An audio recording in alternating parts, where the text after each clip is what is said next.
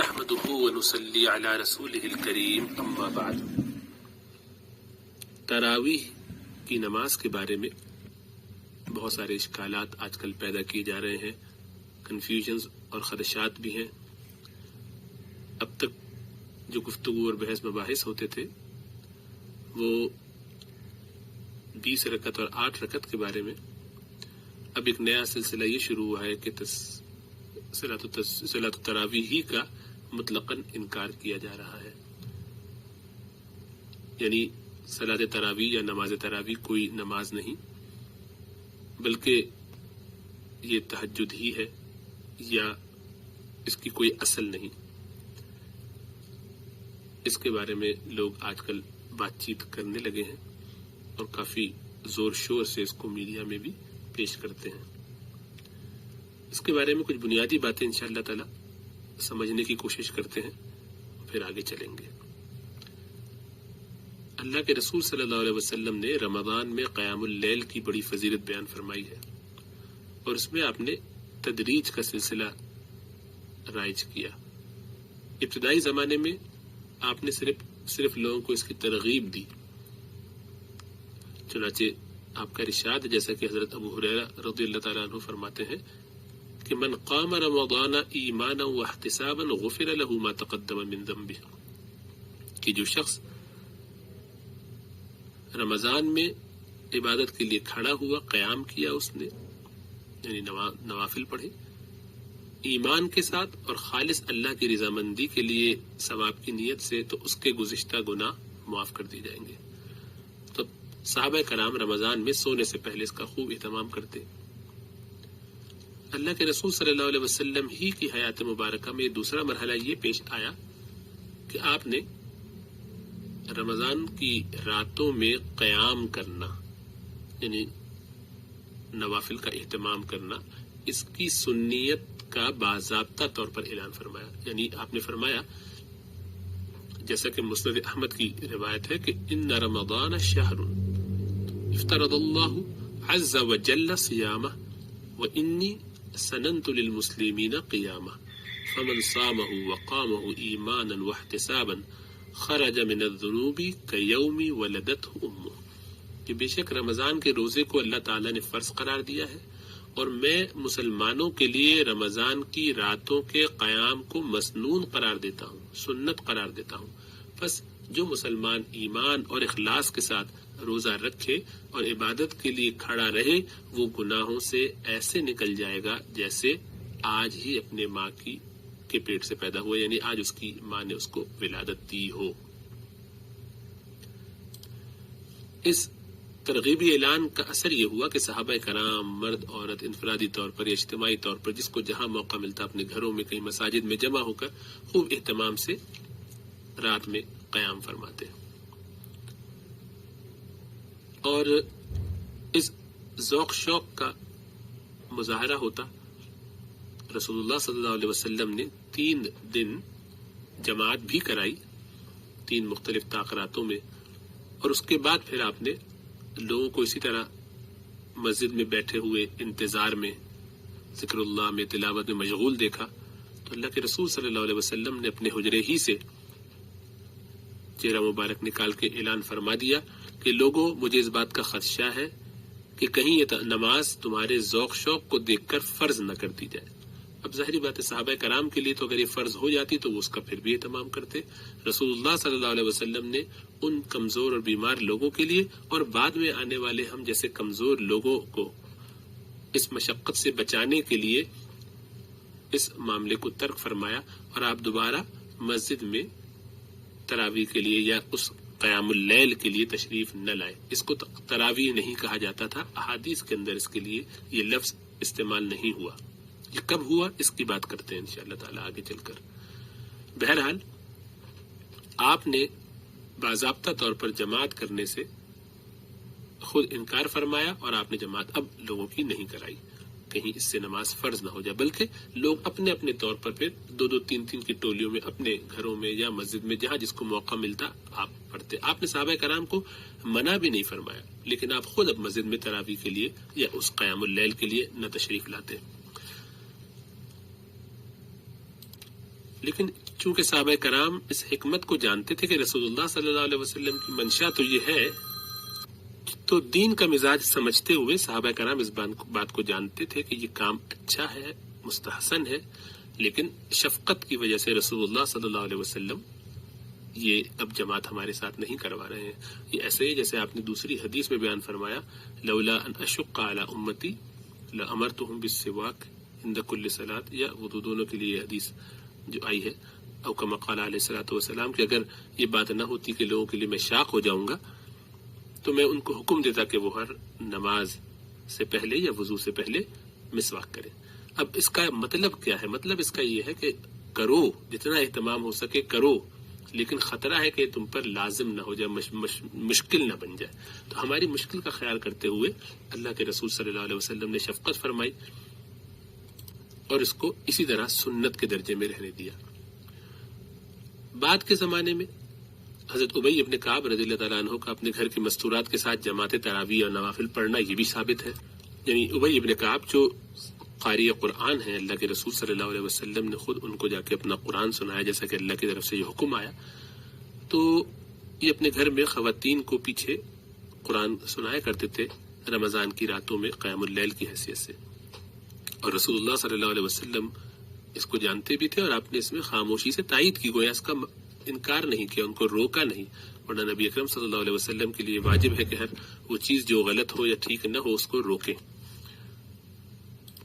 اسی طرح ایک مرتبہ رسول اللہ اکرم صلی اللہ علیہ وسلم مسجد نبوی میں تشریف لائے اور آپ نے دیکھا ابی ابن کعب کے ساتھ کچھ صحابہ ہیں جو قیام اللیل کر رہے، تو آپ نے ان کے اس عمل کو سراہا اور کہا اصابوا او نعم ما صنعوا، کہ جو کچھ انہوں نے کیا درست کیا، اچھا کیا، کیا ہی اچھا کام کیا. تو اس نماز کی اہمیت اور فضیلت کے پیش نظر خود رسول اللہ صلی اللہ علیہ وسلم نے اپنے اہل خانہ کو اس نماز کی ادائیگی کے لیے 3-4 راتوں کو جمع بھی فرمایا، اور اس وقت میں دیگر صحابہ بھی آ کے شریک ہو جایا کرتے. رسول اللہ صلی اللہ علیہ وسلم کی وفات کے بعد حضرت ابوبکر صدیق کے دور خلافت میں وہی کیفیت برقرار رہی. ابوبکر صدیق کا زیادہ وقت کل 2-2.5 سال کا تھا، وہ زیادہ وقت فتنوں کو دبانے میں، جھوٹے نبی، ان لوگوں سے مارکا وغیرہ کرنے میں اور مانعین زکوٰۃ سے ڈیل کرنے میں اور مختلف مشکلات میں گزرا، قرآن کی جمع و تدوین میں.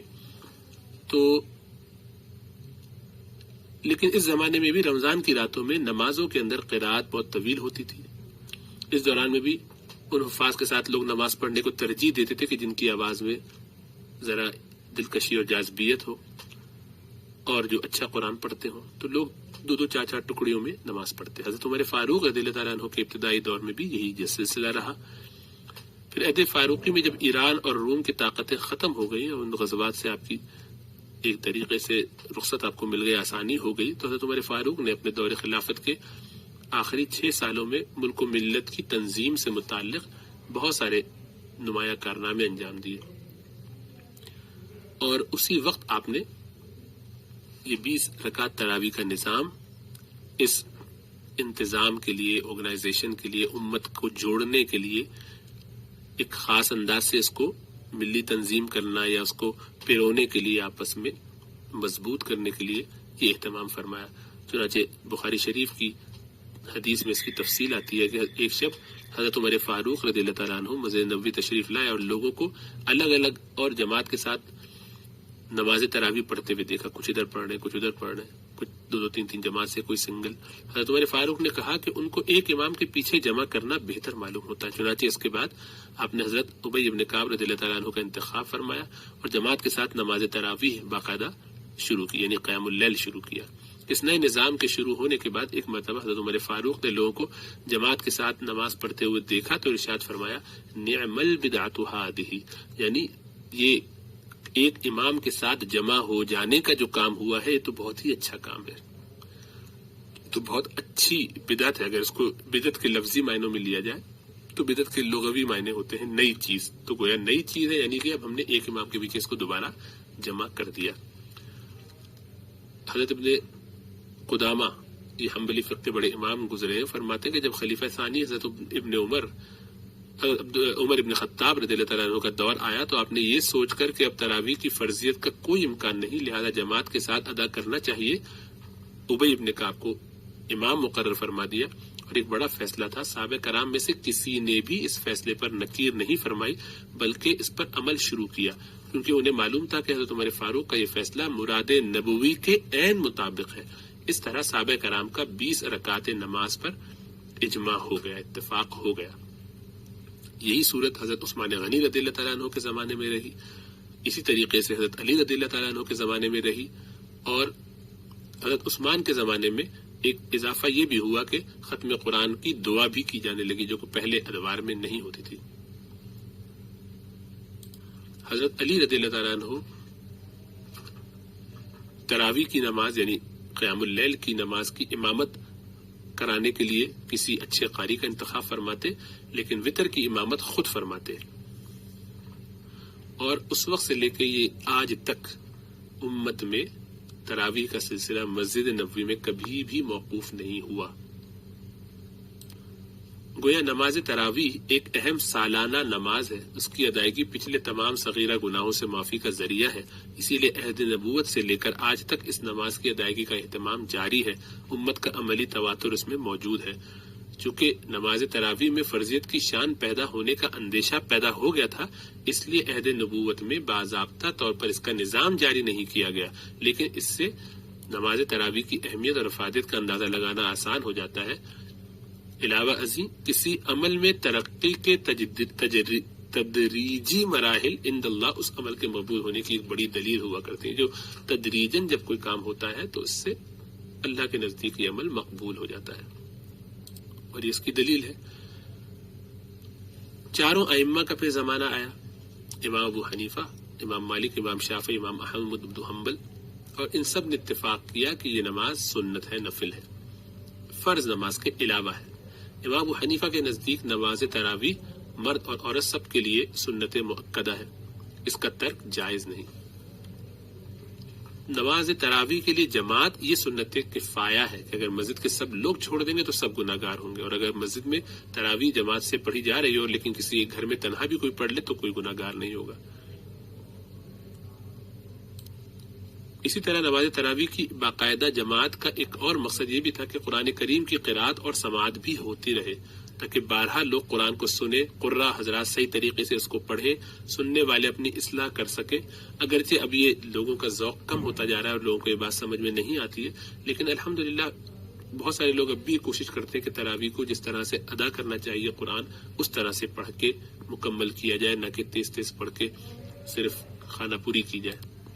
اب آخری بات یہ کہ کیا یہ تراویح وہی ہے جو سنت، بلکہ اس سے پہلے تراویح یہ لفظ کہاں سے آیا؟ ہوا یہ کہ جب لمبی لمبی قرأتیں ہونے لگی تو بیچ میں کچھ وقفہ کیا جانا چاہیے، تو دو رکعت، چار رکعت، تو 4 رکعت کے بعد کچھ دیر کا وقفہ کیا جاتا تھا، جس کو ترویہ کہتے ہیں۔ ترویہ کا مطلب ہوتا ہے راحت حاصل کرنا، ریسٹ، تو ریسٹ کرتے تھے، تو اسی کی جمع ہے تراویح، کہ وہ نماز جس میں تراویح یعنی جس میں ریسٹ کیا جاتا ہے بیچ بیچ میں۔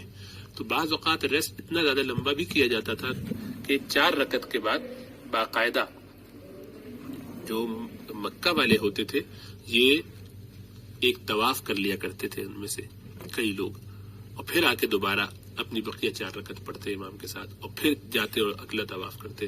تو اس طرح گویا 7 چکر اپنے مکمل کرتے، 2 یعنی سیٹس آف 4 کے درمیان، سیٹس آف 4 جو ہوتے ہیں، ہر 4 کے بعد اتنا وقفہ ہوتا کہ باقاعدہ اگر کوئی طواف کرنا چاہے تو طواف بھی اپنا مکمل کر لے۔ تو اتنا اہتمام کرتے، تو یہ ریسٹ، آرام جو کرتے تھے، اس سے توانائی آ جاتی، پھر اگلی 4 رکعتیں، اور بہت جوش سے اور ذوق سے پڑھتے، سمجھ کے پڑھتے، فکر کرتے، اچھے الحان کے ساتھ قاری صاحب تلاوت کرتے۔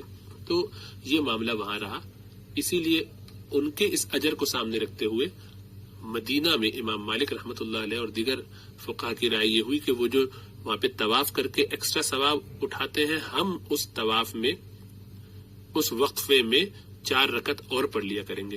تو گویا 2 طواف کے قائم مقام، اور جو طواف کے بعد 2 نفل وہ پڑھتے ہیں اس کے قائم مقام، گویا اس طرح 4 رکعتیں اور پڑھ لیا کریں گے، تو 36 اور اس سے زیادہ نوافل کی روایت امام مالک کی طرف سے اور اصحاب اور فقہائے مدینہ کی طرف سے آتی ہے. تو اس کا مطلب یہ ہوا کہ یہاں اتنا اہتمام تھا تراویح کا.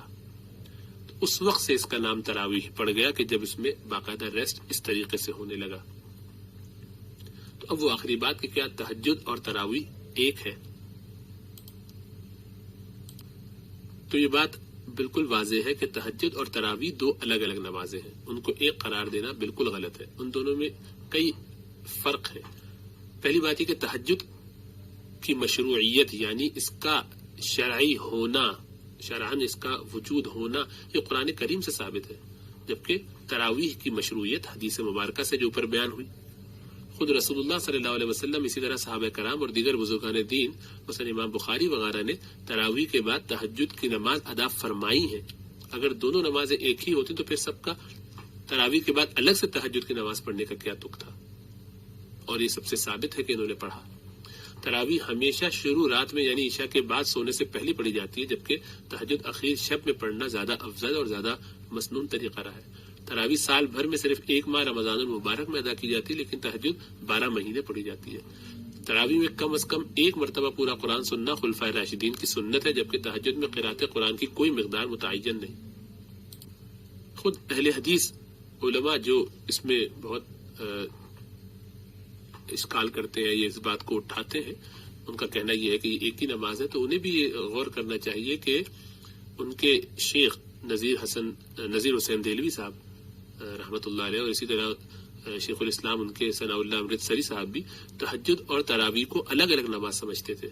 چنانچہ میاں نذیر حسین صاحب تو باقاعدہ تراویح کے بعد تہجد پڑھا کرتے، اور ان کے سوانح نگار وغیرہ نے یہ بات لکھی ہے کہ میاں صاحب رمضان کی راتوں میں 2 ختم قرآن مجید کا بحالت قیام ہر سال سنتے. ایک تو نماز عشاء کے بعد تراویح میں، جس کے امام تھے حافظ احمد، عالم فقیہ محدث جو آپ کے شاگرد رشید تھے. 3 سپارے روزانہ سناتے ترتیل و تجوید کے ساتھ. دوسرا ختم سنتے نماز تہجد میں، جس کے امام ہوتے حافظ عبدالسلام جو آپ کے بڑے پوتے ہیں. تو یہ باقاعدہ ان کی سوانح نگاروں نے لکھا ہے جو اہل حدیث علماء کے بھی بڑے امام ہیں. اور اسی طریقے سے مولانا ثناء اللہ امرتسری صاحب سے ایک سوال کیا گیا کہ جو شخص رمضان المبارک میں عشاء کے وقت نماز تراویح پڑھ لے اور وہ پھر آخر رات میں تہجد پڑھ سکتا ہے کہ نہیں؟ تو اس کے جواب میں موصوف نے فرمایا کہ ہاں پڑھ سکتا ہے. تہجد کا وقت ہی صبح سے پہلے کا ہے، اول شب میں تہجد نہیں ہوتی. یہ فتاوی ثنائیہ کی جلد اول میں باقاعدہ یہ بات موجود ہے. پھر 1400 سال میں امت کا تعامل اس بات پر بالکل گواہ ہے کہ یہ نماز مشروع ہے، اس کی حیثیت ہے، یہ الگ سے نماز ہے، یہ تہجد نہیں ہے. تہجد کی جماعت رسول اللہ صلی اللہ علیہ وسلم سے، صحابہ کرام سے باقاعدہ طور پر اہتمام کے ساتھ ثابت نہیں ہے، جبکہ تراویح کو باقاعدہ اہتمام کے ساتھ کیا گیا ہے اور اب تک الحمدللہ امت میں یہ جاری اور ساری ہے. یہ اکیلے ہی اتنی بڑی دلیل ہے اس کے مقبول ہونے کی کہ امت میں اس پر اتفاق ہے. چاروں ائمہ کے نزدیک اس پر اتفاق ہے کہ تراویح 20 ہے اور رمضان میں عشاء کے بعد متصلاً ہے، اور اس کے بعد اس میں قرآن کا ختم کرنا یہ بھی مسنون ہے، صحابہ کرام کی خلفائے راشدین کی سنت ہے. اور اس کے ساتھ وتر کی بھی جماعت کی جاتی ہے، یہ بھی اس کا حصہ ہے گویا. اور پھر تہجد کو اس سے الگ ہی سمجھا گیا. چنانچہ بخاری وغیرہ میں بھی، صحیح بخاری کے اندر بھی یہ دونوں الگ الگ عنوانات سے بیان ہوئی ہیں اور دیگر کتابوں میں بھی. بہرحال اب ایک آخری بات، اور وہ یہ کہ جو لوگ اس کا انکار کرتے ہیں کہ ان میں بعض تو وہ ہیں کہ جو واقعتاً علمی طور پر اس سے اختلاف کرتے ہیں اور نہیں مانتے، اور بعض وہ ہیں کہ جن کی پوری کوشش یہ ہے کہ کسی طرح دین میں کنفیوژن اور کانفلکٹس پیدا کیے جائے. ویسے تو کہتے ہیں کہ سارے لوگ لڑتے رہتے ہیں، مولوی لڑتے ہیں، امام لڑتے ہیں، تو جہاں وہ جس چیز پر اتفاق کرتے ہیں ان میں ہم لڑنا شروع کر دیتے ہیں، اپنی طرف سے نئی باتیں نکالنا شروع کر دیتے ہیں. یعنی 1400 سال میں تمام لوگ غلط سمجھے، اور آج ہمیں کسی شخص کے میڈیا پہ آ کے بتانے کی ضرورت ہے کہ صحیح کیا ہے. مولوی اسحاق صاحب اللہ ان کی مغفرت فرمائے، وہ تو تشیع کی طرف غالباً ان کا رجحان بہت زیادہ ہو گیا تھا، بہت عرصے تک رہا، اللہ ان پر کرم فرمائے. تو یہ بھی وجہ رہی. اور تحقیق کی آڑ میں انہوں نے بہت ساری ایسی باتیں کی ہیں کہ جو جس کا جواب وہ اللہ ہی کے ہاں دیں گے. ہم ان کے لیے مغفرت کی دعا کرتے ہیں. اور غامدی صاحب کا اپنا مزاج ہے، اپنا انداز ہے. ان کے نزدیک تو اب دین میں شاید گنتی کی چند ہی چیزیں رہ گئی ہیں، تو ان کا تراویح کو رد کرنا یا قبول نہ کرنا یہ کوئی اتنی بڑی اچنبے کی بات نہیں ہونا چاہیے. جنہوں نے سود کے لیے یا پردے کے لیے اور داڑھی جیسی چیزوں کے لیے ہی کوئی گنجائش شریعت میں نہیں رکھی، تو پھر تراویح تو فرض نہیں ہے، سنت ہے، سنت موقدہ ہے بعض کے نزدیک، خالی سنت ہے بعض کے نزدیک. تو اس لیے اس پہ بہت زیادہ پریشان نہیں ہونا چاہیے.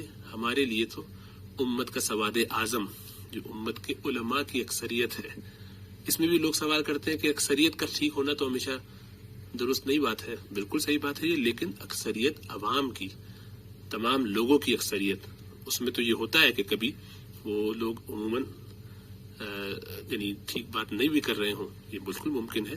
لیکن امت کے علماء، امت کے فقہا، جو امت کی کریم ہے، جو انبیاء کے ورثاء ہیں، ان کے بارے میں یہ بات بالکل کلیئر رہنا چاہیے کہ وہ جس چیز پہ اتفاق کر لیں وہ حق ہوتی ہے. جیسے حدیث میں آیا کہ لا تجتمع امتی علی الضلالہ، کہ میری امت گمراہی پر متفق اور مجتمع نہیں ہوگی.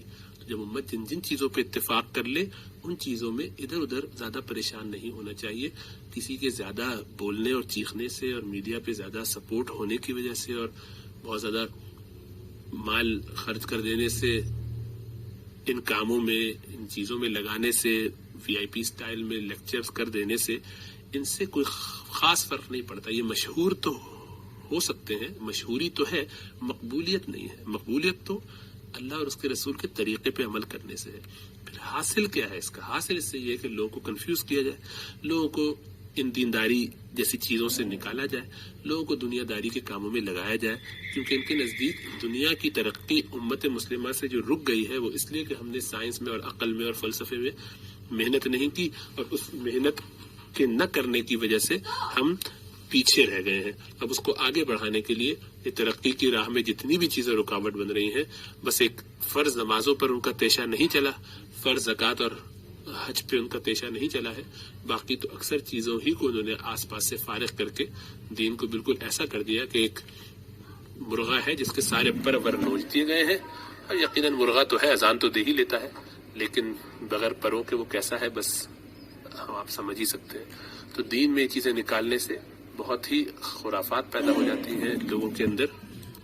آہستہ آہستہ دین کی اور دینی کاموں کی اہمیت کم ہو جاتی ہے. اسی لیے ہمیں اس میں بہت احتیاط کرنا چاہیے. صرف صحیح العقیدہ اور راسخ العقیدہ اور عمل لوگوں سے ہی اپنا رابطہ رکھنا چاہیے. میڈیا پہ آنے والے لوگوں کی بات بہت زیادہ اہتمام سے نہیں سننی چاہیے. اللہ سبحانہ و تعالی ہمیں سمجھنے اور عمل کرنے کی توفیق عطا فرمائے اور ان فتنوں اور انتشار وغیرہ سے بھی بچائے. وآخر دعوانا الحمد للہ رب العالمین.